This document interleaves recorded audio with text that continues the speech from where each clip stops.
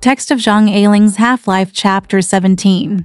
Cuizhi said. Zhen raised his head and saw Cuizhi standing at the door of the room wearing a dressing gown, looking at him with astonishment, and then said, "What are you doing here?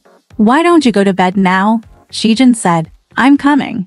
He was so numb that he almost couldn't stand up because he clipped the letter in the book, closed the book, and put it back in its original place. Cuizhi said, "Do you know what time it is? It's almost 3 o'clock. Zhen said, "Anyway, it's Sunday tomorrow, so there's no need to get up early." Cuizhi said, "Tomorrow doesn't mean I'm going out to play with Shu Hui all day. Oh my god. You can't get up till late." I turned on the alarm clock for 10 o'clock. Zhen said nothing. Cuizhi was already a little guilty, and she wondered if he had noticed it, and felt that she was too enthusiastic about Shu Hui, so his attitude today was so strange. He didn't wait for the alarm clock to wake him up, but he got up twice at dawn, probably because he had eaten bad crabs and had a stomachache. Shu Hui came to have lunch, and he only came down to accompany him and drank 2 sips of soup. Once old friends who haven't seen each other for many years meet again, because they are very familiar yet very familiar people. Their words seem to be too deep, not too shallow, and they are still groping for each other in secret. It is a strange feeling, but it does not diminish, for the pleasure of it. The 3 of them were sitting there talking, and Zhen thought of Manzan again. They seemed to always be 3 people together, he and Shu Hui and another woman. He wondered if Shu Hui felt the same way. After the meal, Cuizhi went to make coffee. Because the servant had never used this kind of still pot, Shu Hui was talking about the situation in the United States. During the war, because of the need to employ people, there were more opportunities and better treatment. Zhen said, "You are really qualified now. I regret not following you at that time. It's you who said that you can't get anywhere here." Shu Hui said, "It's not like I'm just a hooligan everywhere. As long as you feel happy in your heart, that's all." Zhen said, "To say that our life is really boring, but to sum up, it seems to be worth it, if nothing else. Just looking at these 2 children. Isn't this what life is like? Is it something?" Shu Hui couldn't help but glance at him, but hesitated to speak. Cuizhi came in with coffee and interrupted the conversation. After dinner, Shu Hui went out to see friends again and went to find an old colleague. They talked about their former acquaintances.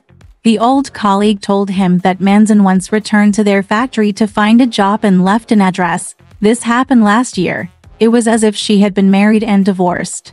Shu Hui copied the address. The colleague happened to have something to do that day and made an appointment to meet another day.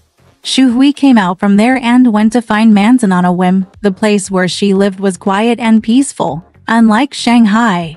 It was a stone-paved alley, surrounded by shikumen houses, but there was a wooden gate at the bottom of the alley, and there was a large patio inside the door. In the evening, a maid was cleaning the toilet in the courtyard, scrubbing. Right next to the gutter, there were several pots of flowers placed high and low, including oleanders and evergreen potted plants. There is always more than one household here, and there is a fat woman who looks like a housewife, who is washing clothes in the yard. She has set up a table against the wall and makes soap on the table. Shu Hui smiled and said, "I'm sorry, but there is Miss Gu who lives here." The woman raised her head and looked at him, then said to the maid, "Miss Gu hasn't come back yet. I saw her door was open. It's locked." Shu Hui hesitated for a while, then tore off a piece of paper on the notepad, wrote his name and his brother-in-law's phone number, handed it to the woman, and said with a smile, "Wait until she comes back, please leave it to her," and hurried away. More than half an hour later, as expected, someone called his brother-in-law's house. Their in-law's wife answered the phone and said attentively, "He has gone to stay at a friend's house. Their phone number is 72075. You can call him. Go over there." Cuizhi answered the phone over there and replied, "Mr. Zhu is out. What's your surname?" "Oh, your phone number is 3-5-1-7-4. "Oh, you're welcome." Zhen didn't feel very well that day and was lying upstairs. Cuizhi hung up the phone and went upstairs and said, "A woman named Gu called Shu Hui. I wonder who she is. Could it be your former female colleague who came to Nanjing?" Jin was stunned. Yudu said, I don't know. I thought to myself that I just thought of Manzin yesterday. And I got a call today. It seemed that the news was somehow connected. Cuizhi asked. She's not married yet. Jin asked. She is married, right? Cuizhi asked. Then her surname is Gu. Jin said. A married woman should use her original surname. There are many. And it is clearer to say this to old colleagues, Cuizhi said. At that time, your mother said she was Shu Hui's girlfriend. And Yuping said she was your friend. It's your business. She laughed. Jin remained silent. Cuizhi was silent for a while and then asked, Shu Hui didn't tell you about his divorce? Jin smiled and said, where did you get the chance to talk about this? I didn't even talk to him alone for a few minutes. Cuizhi said, okay, if you think I'm annoying, I'll get out of the way when he comes later and let you talk. After a while, Shu Hui came back and went upstairs to see him. Sure enough, Cuizhi was not there. Jin said, did Cuizhi tell you someone named Gu called you just now? Shu Hui smiled and said, it must be Manzin. I went to look for her just now, but I didn't meet her. Jin said, I didn't even know she was in Shanghai. Shu Hui said with a smile, you haven't seen her all these years. Jin said, no, Shu Hui said, I heard that she got married and divorced, so I told her same. This was originally the best opportunity to ask him about the divorce, but Jin had mixed feelings and didn't think about Shu Hui at all. She divorced Jin. How come? Why? It's definitely not for him anyway. So, what if it's just for him? What else can he know? Shu Hui saw that he was a little touched when he mentioned Manzin, so he changed his mind and talked about something else. Cuizhi came in again and asked Jin, are you feeling better? Jin said, I can't do it today, so you should go out to eat with Shu Hui. Shu Hui said, isn't it the same if you just eat at home? Jin said, no, you haven't seen Shanghai in these years. You have to go out and have a look. Cuizhi said, that's fine, I didn't prepare any food for the evening and plan to go out to eat. Shu Hui said, it doesn't matter if we don't have food. Today we don't go out. I've been running around all afternoon, so I'd better rest at home. But they couldn't win over each other. Cuizhi still wanted to discuss which restaurant to eat at and whether to book a seat. Jin urged her to change clothes quickly, but Shu Hui just said gotta go downstairs and wait. Cuizhi sat in front of the mirror and combed her hair, while Jin lay on the bed and looked at her. Her hair is sometimes combed up, sometimes let down, sometimes curled in, sometimes curled out again. It has changed so many times over the years. Today, she swept her hair back smoothly and tied it into a high bun, which highlighted her plump face. Jin usually went out with her, and he was most afraid of how she dressed up before departure. Today, he didn't have to go out with her, so he had the leisure to watch indifferently.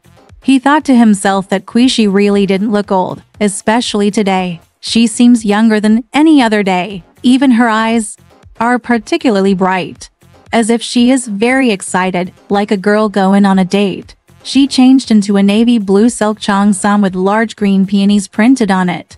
Jin smiled and said, you are so beautiful today. Cuizhi was surprised when she heard this and was very happy. She smiled and said, you are still beautiful? You are already old. The two children came back from watching the movie. Erbai stood next to the dressing table and watched her put on makeup. Dabai said that she would not take Erbai with her next time, saying that she would watch and be afraid. And when she saw the most nervous place, she would ask someone to take her to let her go. He usually talks very little at home and is easily unlucky. Jin thought, when a person is 9 years old, what is going on in his mind? Although he himself has not gone through that period, as far as his memory can tell, it seems that he was already very sensible at that time. He has no resemblance to the arrogant child in front of him. Cuizhi laughed, and the children also went down to eat. At this time, he was left alone for a while. And then he thought about what Manzin had just said. When I thought about it, there was a sudden thud in my heart. Shu Hui must have torn up the phone number Cuizhi had written down. At this thought, he was leaning on the bed with his dressing gown on, but he couldn't sit still anymore and immediately went downstairs. There was a small notebook lying next to the phone. When I looked at the top page, It was written Gu 35,174 in an awkward and crooked way. Shu Hui was alone downstairs for a long time. He must have copied the number into his address book and must have made a call. In the past 2 hours this evening, her voice appeared twice in this familiar hall, and under the light it seemed as if her voice, face, and smile were very close at hand. Why can't he fight one too? We are old friends. We haven't seen each other in these years, as we should. She may not have known that this was his home at first, but when Shu Hui called her just now, he told her that it was disrespectful of him not to call her, as if he was blaming her for not coming to his home. The past is in the past. You can't open it up like a confrontation, and there's no need to mention it at all. You're not a young man anymore. Why don't you be more free and easy? Let's chat casually, but fortunately, I never have to worry about running out of things to say with Manzin. It's rare that she's alone at home today, so Cuizhi doesn't have to listen in again. She only listens to him talking to others, but she doesn't like to listen to him talking to herself. But just because it was like this, because I thought it was a good opportunity, it seemed a bit shameful. While he was hesitating, he heard Molly shouting, "Hey, the young master is down. How about serving dinner downstairs? I'm about to send it upstairs. The young mistress asked me to give you some hot soup. And there are 2 dishes for porridge." 2 of them, the child yelled. "I eat porridge too. Dad is here to eat." Zhen copied the number, went in and ate at the same table with them, and listened to them telling him about today's movie. After dinner he sat downstairs and read the evening newspaper. I felt better now, but I regretted not going out with Shu Hui just now, probably because I didn't call Manzin. I felt particularly lonely and looked forward to their early return. This time Shu Hui came. We never talked freely. Today, we can talk about it late at night. The children all went to bed. Looking at the clock, it was already almost 10 o'clock. They must have gone somewhere else to sit after dinner. Cuizhi mentioned a nightclub that had great performances 2 days ago. After waiting and waiting, but still not coming, Lima reported that the eldest mistress was here. Now that Xiaojian is attending college in Shanghai, the eldest mistress is worried about him being alone in Shanghai, so she has moved in with him. However, because she is not on good terms with Cuizhi, she has little contact with Zhen.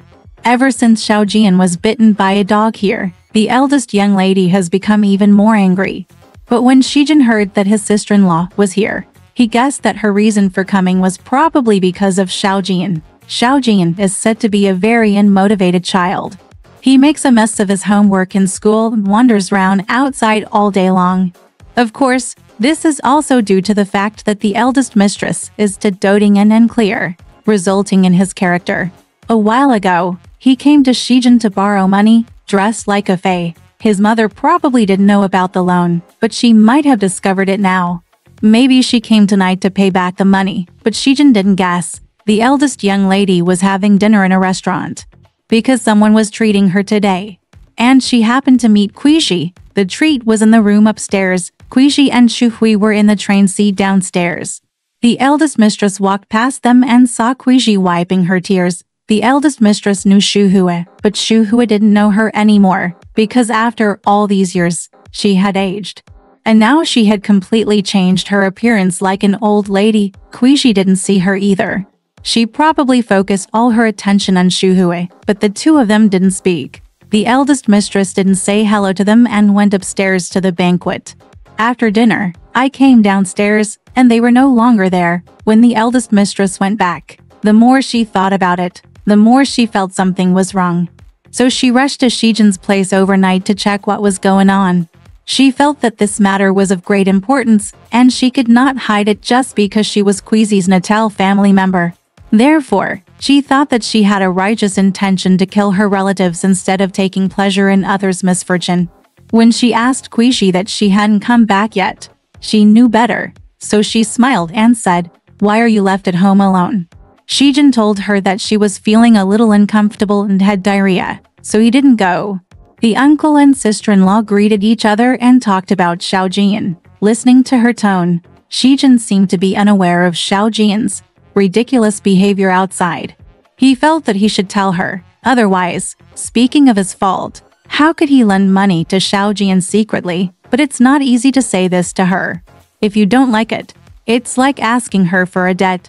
Moreover, the eldest mistress has always guarded against shortcomings. In her words, Xiaojian will always be an outstanding and good young man. When others say something bad about him, it is hard to say this. When the eldest mistress saw that Zhen was hesitating several times and didn't tell him the reason, she became more and more thinking that he had some hidden secrets that were difficult to reveal. She is Cuizhi's cousin, and he must tell her crimes in front of her family. The eldest mistress said, "What do you have to say? It doesn't matter if you tell me." Zhen smiled and said, "No, it's nothing." Before he could continue, the eldest mistress followed up and said, "It's because Cuizhi, right? Cuizhi is not good either. You are so disrespectful of your face. You eat out with a man and shed tears, otherwise I wouldn't talk about it more. Cuizhi is really wrong to behave like that. It doesn't matter if you show it to me, but what does it mean if you show it to others?" Zhen was confused for a moment and said after a while, "Where are you talking about today?" "She went out with Shu Hui today." The eldest young lady said calmly, Yes, I know him. Didn't he come to Nanjing often and live in our house before?" "He doesn't know me anymore," Zhen said. "He just returned to China and just arrived yesterday. We had made an appointment to go out together, and it happened that he didn't feel well today, so he had to go with Cuizhi." The eldest mistress said, "It doesn't matter if we go out to play. What if we shed tears at others?" Zhen said, "You must have seen it wrong. Sister-in-law, this won't happen. Shu Hui is my best friend. Although Cuizhi has a bit of a stubborn temper, if anything else, she's not that bad," she said with a smile. The eldest mistress said, "That's fine. As long as you believe in her." Zhen saw that she looked a little angry. He originally wanted to tell her about Xiaojian's mischief outside. Of course it's inconvenient to talk about it now. She just said bad things about Cuizhi, and he said bad things about Xiaojian, which turned into a kind of counterattack. Wouldn't she be even more angry when she heard it? So he stopped mentioning it and found something else to chat with her about. The eldest mistress was still angry and left without sitting for a while. After she left, Zhen sighed, thinking that someone like her, who feared the world would not be in chaos, was really not in a normal state of mind. She was also widowed as a young woman, and she was also a victim of the old ethics. After 11 o'clock, Cuizhi came back alone. Zhen asked, "Where is Shu Hui?" Cuizhi said, "He went home and said that he had made a good deal with their old lady." Zhen was very disappointed and asked that they went to watch dancing and went to several places. "Go and sit down." When Cuizhi heard that he had been waiting for them downstairs, she felt dissatisfied and said, "You'd better go and lie down." Zhen said, "I'm fine. You can go out as usual tomorrow." Cuizhi said, "Then you have to get up early tomorrow, and you should get more rest." Zhen said, "I've been sleeping all day today, and I feel so bored just lying there all the time." She heard that the eldest mistress had been here and asked, "What's the matter?" Zhen didn't tell her that the rift between them was already deep enough. It was a joke to say she cried, but she would only get angry if she heard it. Not only did she not shed any tears, she did not look unhappy. She urged him to go upstairs and lie down, and was particularly considerate, because he said he was bored, so she brought him a book from the pavilion to read. She came into the room with a cup of tea and threw the book on his bed. With this throw, a piece of letter stuck in the book fell to the ground. Zhen saw it at a glance and quickly got out of bed with his slippers on to pick it up. However, Cuizhi arrived and already bent down to pick it up for him. Holding it in his hand and looking at it casually, Zhen said, "Bring it to me. There's nothing to see." He reached out to grab it. Cuizhi refused to let go. As she watched, a look of surprise gradually appeared on her face. She smiled and said, "Hey, it's a love letter. What's going on? Who wrote it to you?" Zhen said, "This is a love letter. It was many years ago. Bring it to me." Cuizhi held her head high and read out each word one by one. "You left in such a hurry this time. You must not have brought any winter clothes with you, right? I think you have always been careless about these things, and you won't know how to do it when you are cold, thinking of adding clothes. I don't know why I always think about these. She read this and couldn't help but giggle. Shijin said, "Give me back." She pinched her throat again and read in a high-pitched voice imitating the popular drama accent. "Whatever you see or hear someone say, it's completely irrelevant. My mind will immediately turn a few corners, and I will immediately think of you." She smiled at Shijin and said, "Hey, I didn't know that you were so capable, and that you could fascinate people like this." He continued reading. "Yesterday I went to Shu Hui's house. I also knew that he would not be at home. I just wanted to see his father and mother, because you have been living with them." She said and said to Shijin, "I know it's her Misku who came to Nanjing wearing a torn sheepskin coat." She also said she was Shu Hui's girlfriend, but I don't believe it. Shijin, why? Not pretty enough. Not fashionable enough. Cuizhi said with a smile. "Hey, did you insult your sweetheart? Look how angry you are," she said in a dramatic voice again. "Shijin, I want you to know that there is a person in this world who is always waiting for you. No matter when or where you are, you know that there is always such a person. Oh, she is still waiting for you there." Shijin couldn't bear it anymore and started to grab it from her, saying harshly, "Give it to me." Cuizhi refused to give it to him. The two struggled, and Shijin almost missed her. Cuizhi suddenly called out, then pulled her hand back, blushing angrily and said, "Okay, take it and take it. Who wants to read such a disgusting letter like yours?" As she spoke, she puffed out her chest. "Go outside."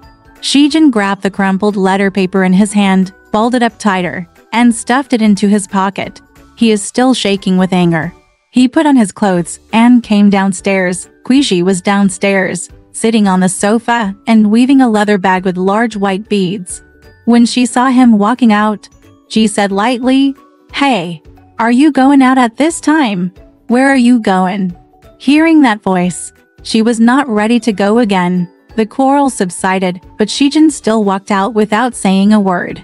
After leaving the gate, the street in front of the door was dark. After crossing two roads, the neon lights gradually became more numerous. Shijin walked into a pharmacy to make a phone call. He didn't know Manzan's address, only a phone number. When I called, a man answered the phone.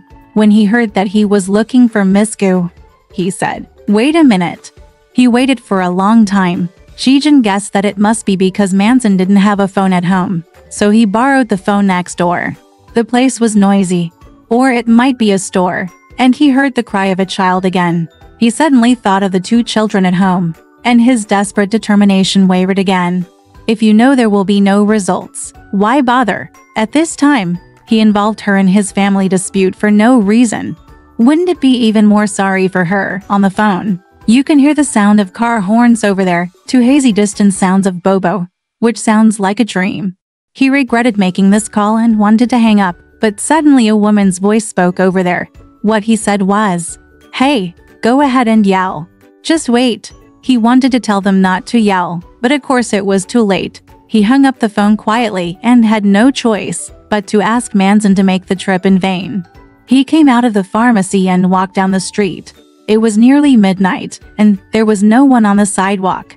He was probably a little tired because he had been lying down all day. He felt tired after walking too much, but he didn't want to go home for a while. Manzan shouldn't have been allowed to take that journey in vain just now. Now he should make amends to her. The new autumn wind blew on his face, and he especially felt the coolness, which he hadn't seen for a long time. It was like a blind man's fingers touching his face, wondering if he had changed and how much older he had become. He never imagined that she would change too. When he came out just now, Motherly at home was surprised. Originally, Motherly was waiting for Cuizhi to come to the door. When Cuizhi came back, she had already gone to bed. She seemed to hear the noise, but before she heard it, she came back. Hearing high-heeled shoes running downstairs, it was obvious that there had been a quarrel. Li Ma was not willing to miss it, because she found some non-urgent things to do at the door of the kitchen. And then she saw Shijin coming downstairs in neat clothes, as if he was going out, and she felt even more strange. He hasn't dressed properly all day today.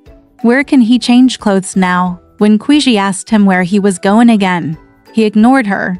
This had never happened before. Li Ma felt very clear. not because of what the eldest young lady said here today. Li Ma heard it all. Although Li Ma is a bit old-fashioned in her work, her ability to listen to advice is as good as anyone's. The eldest mistress said that the young mistress and Mr. Zhu were good friends. Although the young master did not believe it, he still defended the young mistress. Maybe he was saving face and had no choice but to do this at the time. So after the guests left and the young mistress came back, he would find another way to get angry with her. This kind of there are things. Li Ma couldn't help it, so she went to test Cuizhi's tone. As expected, Cuizhi didn't know anything except that the eldest mistress had been here today. Li Ma told her everything the eldest mistress had said. When Zhen came back, Cuizhi had already gone to bed, sitting on the bed knitting a beaded leather bag with a cold face. As he untied his tie, he said slowly, "You don't have to think about it. There is no third party between us." "And it happened so many years ago," Cuizhi immediately asked with hostility. "What did you say? What third party? What do you mean by this?" Zhen was silent for a while and then said, "I mean that letter." Cuizhi glanced at him and smiled. "Oh, that letter. I've long forgotten about that." From her tone, it seemed as if she thought he was too boring. He still talked about a love letter from more than 10 years ago as a big deal. Zhen just said, "That's good." He wanted to find out when he saw Shu Hui tomorrow if there was still a chance to further his studies in the United States. After all these years, things are definitely not what they used to be. Whether Shu Hui himself returns to the United States depends on the situation. He plans to go to the north first. When he gets there, he can also ask him to take care of him. If he can find a job in the north, it would be better to change the environment. He can stay away from Cuizhi for a period of time, but this layer does not plan to tell Shu Hui for the time being. But Shu Hui didn't come or call for several days. Zhen gradually became a little suspicious. Could it be that Cuizhi had offended him that day? "I've been having a hard time these past 2 days, and I don't even want to ask her this question." In the end, he still made a call himself. Shu Hui kept talking about how busy he was. The reason he was particularly busy was that he had changed his mind and would leave for the north within a few days if he had the opportunity. He would also like to go to the northeast. "I was in a hurry and didn't have time to talk much, so I made an appointment to have dinner on Friday." That afternoon, Zhen thought again that since it was inconvenient to speak in front of Cuizhi, it would be better to go to Shu Hui's place earlier, invite him to sit out, and then come back with him. "I called him, but didn't answer. He was rarely at home, so I had to go directly from the office to his place to have a look. His brother-in-law's house is an alley house behind the racecourse. It has convenient transportation. The house is quite old. The small yard is full of green ivy trees, which reflect a blue-green new bamboo curtain in front of the window, which is particularly vivid. After the drizzle, the cement was wet. There was a woman squatting at the back door here to fan the stove, and tongues of fire could be seen. Zhen counted the house numbers and asked at the kitchen door of the house, "Is Mr. Zhu at home?" The maid under the stove shouted, "Mistress, looking for my uncle." Shu Hui's sister came with the child in her arms, smiled, and stepped in. She walked far ahead of him, stopped at the door of a wing, and quietly called in, "Mom, Mr. Shen is here. Look at her." That look was a bit sneaky. And then he remembered that her smile just now was a bit buoyant, as if she was uneasy. And he must have come at the wrong time today. So he said, "If Shu Hui is not at home, I will come to see Auntie tomorrow." Inside, Mrs. Su, but he had already stood up and greeted him with a smile. Her daughter led Zhen to the door of the room and saw a female guest inside. This kind of wing was very long and narrow, and the light was extremely dark. Before the lights were turned on, she didn't even see that it was Manzan, but she already heard the banging sound. The sound was the surge of blood in another body a few feet away. It was as if a sound wave was rushing towards the person. I don't know if it was his own instinctive excitement. However, the eyes of the people in the room were used to darkness. It was not like he had just come in from outside. She probably saw him first and heard Mr. Shen is here. They still had the old Chinese threshold here, which is more than half a foot high. When you lift it up and step in, 1 foot first and 1 foot behind.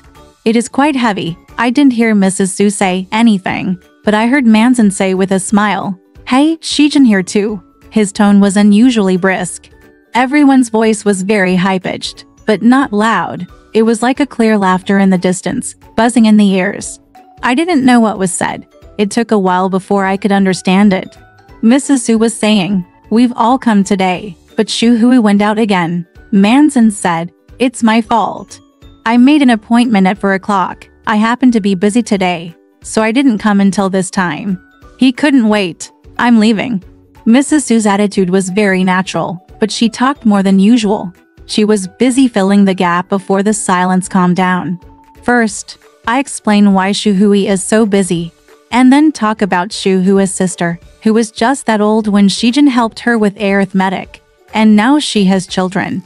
He also asked Manzin when he saw her. After all, let's not ask how many years it has been since she last saw Shijin. Mrs. Su must have known that Shu Hui went to his house for dinner today, but she never mentioned it. Shijin's home is of course the most taboo. Because we talked about Yufeng again. After talking for a while, Manzin said he was leaving. And Shijin said, "I have to leave too. I'll see my aunt another day." When they arrived at the back door, Shu Hui's sister rushed out to see her off. She had known that they were lovers since she was a girl, and now she saw them both gone. He had thought about the reunion scene so many times, but when it actually happened, it was completely different from what he had imagined. He couldn't describe the smell, and he was always in a daze. When he walked into the alley, he felt completely different, small, far away, like looking through a telescope. What surprised him was that it was still light outside. She is much more haggard, but fortunately her slightly square face will not be out of shape if she is thinner. Fortunately, she is not oddly the same as before, otherwise it must be a dream and not real, Manzin said with a smile. "Really? How many years have we not seen?" Shijin said, "I didn't even know you were in Shanghai." Manzin said, "I thought you were in Nanjing." What he said was surrounded by strange people. The silence swallowed, and the two fell silent. As they walked along, they reached the street. He didn't ask her where she was going, but he didn't ask her to have dinner either. The two of them riding in a three-car seemed too eye-catching. No matter what, she was afraid that it would interrupt the mood and she would say she wanted to go back. So I was walking like this, and as I was walking, I saw a neon sign in front of me, which was a restaurant. Shijin said, "Let's have dinner together and talk for a while." Manzin smiled and said, "I have to go back. I have something else to do. Come and play with Shu Hui tomorrow." Shijin said, "Go in and sit for a while. You don't have to eat." She didn't say anything. "There is still a long way to go, and when we get there, we will go in together." The place inside is not big, but it was noisy when we were seated. When Shijin saw him, he suddenly remembered that Shu Hui had gone to his house for dinner, so he must have arrived. He found a train seat and sat down. After ordering food, he said, "I'll make a phone call and I'll be right back." He then added with a smile, "Don't leave, I can see you." The phone was installed in the store, the last one, otherwise he would be really worried and would rather not fight. He dialed the number, looked at Manzin from a distance under the dim light, and heard Cuizhi's voice, which felt like a world away. Looking out of the window, I could only see a vast stretch of road, with the sound of rustling cars coming and going more frequently. The large glass window is equipped with a neon green lotus-colored light tube. You can't see the characters on the back. You don't even know which country the characters are in, or where you are. He said in his mouth, "Is Shu Hui here? I can't come back to eat." "You eat first. You leave him to sit for a while. I will come back after eating." He had never done anything like this to remove dirt. "When others come, I will not come back temporarily." He could explain it to Shu Hui later, but he expected Cuizhi to explode when he heard it. He wasn't going to argue with her, so he hung up just in case Manzin heard it. She didn't say anything, nor did she ask him where he was now or what he was doing there, but she seemed to have a premonition. Shijin hung up the phone and saw a room separated by a wall next to him. He walked over to Manzin and said, "Let's go in and sit down. It's too messy outside." The waiter heard from the side and moved the teapots, cups, dishes and chopsticks for them. Went in and lowered the white cloth curtain, When Manzin went in and took a look, he saw a round tabletop filled with decorations and a coat rack in the corner of the room.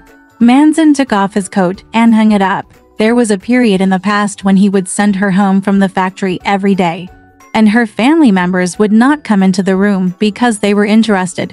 He would kiss her as soon as she took off her coat. What now? Did she remember it too? She won't forget it. He wanted to say something casually but stopped talking, but couldn't think of anything. I hoped she would say something, but she didn't say anything. The two just stood and looked at each other. Maybe she wanted him to kiss her too, but so what if we kissed? After much deliberation a few days ago, I decided not to go find her. Isn't it still the same situation now? The so-called iron-hard facts are like ironclad facts. There was a sting in his eyes, there were tears, and his throat was blocked. He couldn't help but stare at her. Her lips trembled. Manzin said, "Shijin." Her voice was also trembling. Shijin remained silent, waiting for her to continue, but he was too choked to speak. Manzin said after a while, "Shijin, we can't go back." He knew this was the truth, but he was still shocked when he heard it. Her head was already on his shoulder. He held her. She finally gave way so that she could see him. After looking at him for a while, she kissed his face and the warmth under his ears. Then she stepped back and looked at him. After a while, she said, "Shijin, you are happy." Shijin thought, "What do you call happiness? It depends on how you explain it." She shouldn't ask, and she can't say so, like she would to ordinary friends. Why couldn't he tell her that he was full of bitterness? Are you a gentleman who can't mention another woman's shortcomings? Is it manly and unwilling to admit his mistakes? Or is it to protect shortcomings and Cuizhi? Maybe love is not passion, nor nostalgia, but yours, and it has become a part of life over time. Thinking like this, he was silent for a while. If he didn't speak again, the silence would become a kind of reply, because he said, "I just want you to be happy." As soon as the words came out of his mouth, he immediately felt that he had said it wrong, and it was equivalent to answering with silence just now. He hugged her tighter in despair, and she became more attached to him in every possible way. She kept touching his face with one hand. He took her hand down and kissed it, and suddenly he saw a deep scar on her hand, which was not seen before. He asked with a smile, "Hey, what's wrong with you?" He didn't understand why her face turned cold, and she didn't answer immediately. She lowered her head and looked at her hand. It was scratched by the glass. That day at Shu's house, she shouted loudly, but no one answered. She was so anxious that she smashed the glass window and cut her hand. At that time, I had been thinking about how I would tell Shijin when I met him one day. And I had told him many times in my dreams. When I have a dream like that, I wake up crying every time. Now I really told him there, in the most bland tone, because it had happened so many years ago. At this time, I had already sat down because I was afraid that the waiter would come in. The more Shijin listened, the more strange he became. There was no expression on his face at all. He was just very pale. He was stunned when something like this happened. The most annoying thing is that he is completely powerless. Even if he is broken into pieces, he can't rush in and save her. Manzin never looked at him, as if she couldn't continue talking when she saw him. When she talked about escaping from the Shu family, but ended up marrying Hong Kai, she talked faster and faster. Then we talked about divorce. After countless twists and turns, the child was finally awarded to her for custody. She took on a lot of debt to fight the lawsuit. Shijin asked, "How are you now? Do you have enough money?" Manzin said, "It's fine now, and the debt has been paid off." Shijin said, "Where is this man now?" Manzin said, "Why are you still mentioning him? The matter is over. It was my own fault later on. Why I was so confused. I really regret it, and I hate it when I think of what happened at that time." Of course she was referring to marrying Hong Kai. Shijin knew that she must have heard the news of his marriage at that time, so she had thoughts of giving up on herself. Because he said, "I think you were too at that time. It was also because I really discouraged you." Manzin suddenly turned away. She must have shed tears. Shijin had nothing to say for a moment, and after a while he whispered, "I went to see your sister at that time. And she returned your ring to me and told me that you were married to Eugen. Man. Zhen was taken aback and said, "Oh, that's what she said." Zhen told her his side of the story. At first, her mother said she was recuperating at Zhu's family. When he went to see her, they said she was not there. He thought she didn't see him. After returning to Nanjing, I wrote to her, but there was no reply. Later, when I went to find her, the whole family had already left Shanghai. I looked for her sister again and heard the news of her marriage.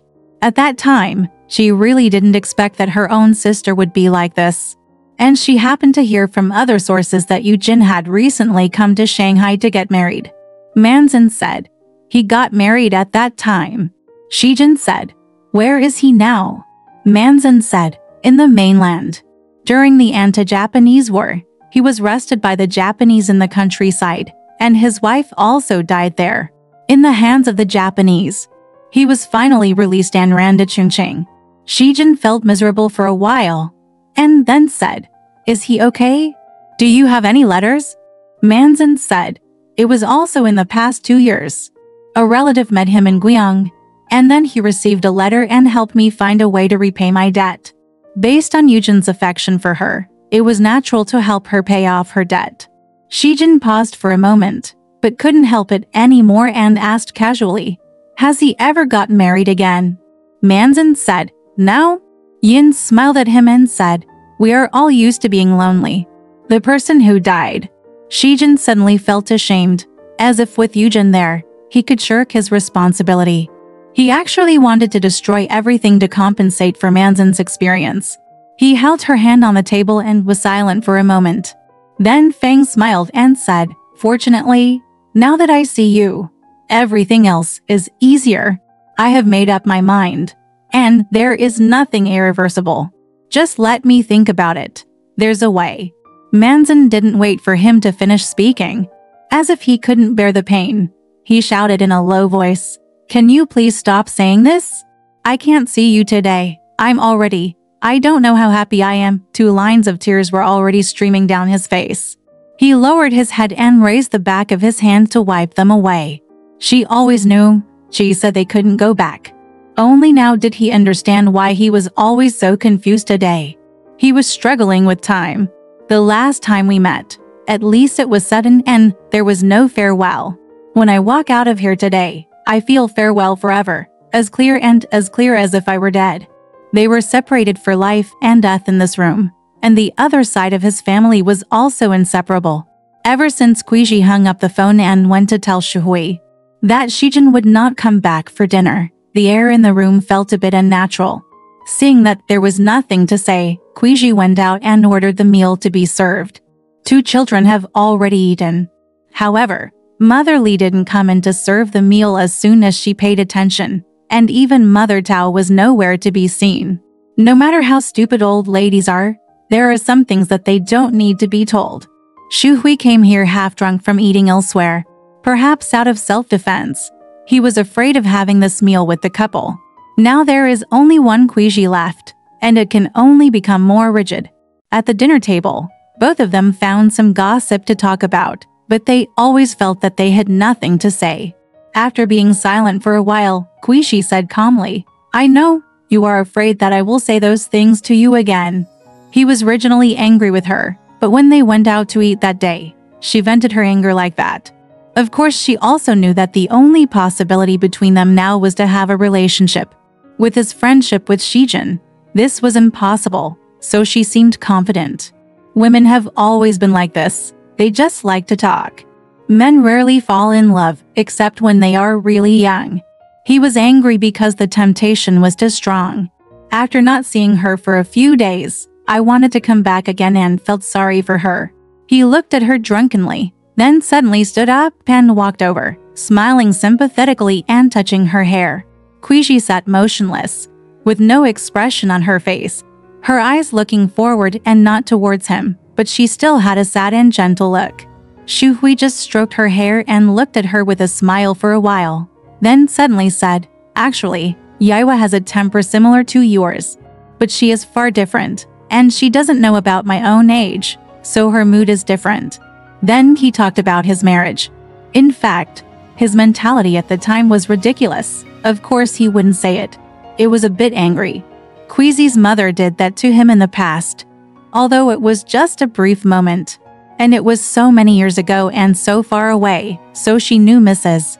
She would not hear her, but she still spoke out. Even if he didn't say it, Cuizhi could imagine it. A young lady who was richer and more popular than her. Yaiwa was afraid of having children. She was always afraid of having children. And she had gotten into trouble many times just because of this. Although he has a good income and a high standard of living in the United States, it is certainly not enough for her. By not letting her spend her own money, she was forced to endure hardship. Using her money will inevitably make her look down upon her over time, at least subconsciously. The quarrel was all about birth control, and she was neurotic about it. As a result, he was so annoyed that he ignored her in anger.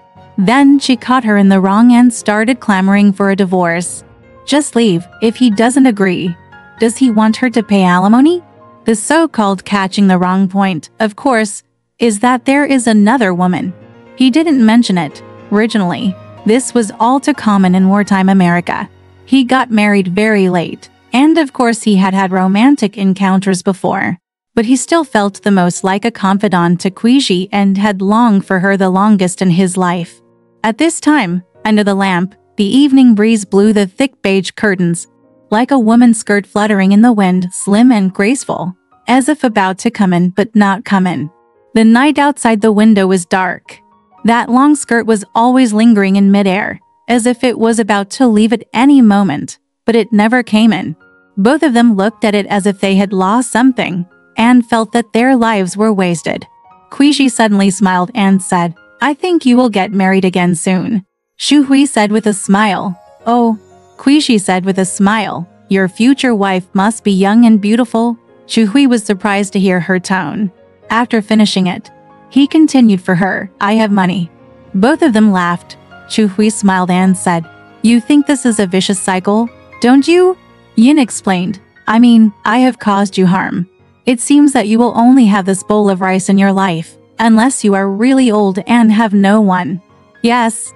Amid the laughter, Cuizhi felt a bleak sense of victory and satisfaction. Alright, this part of the story ends here. Want to know what happened next?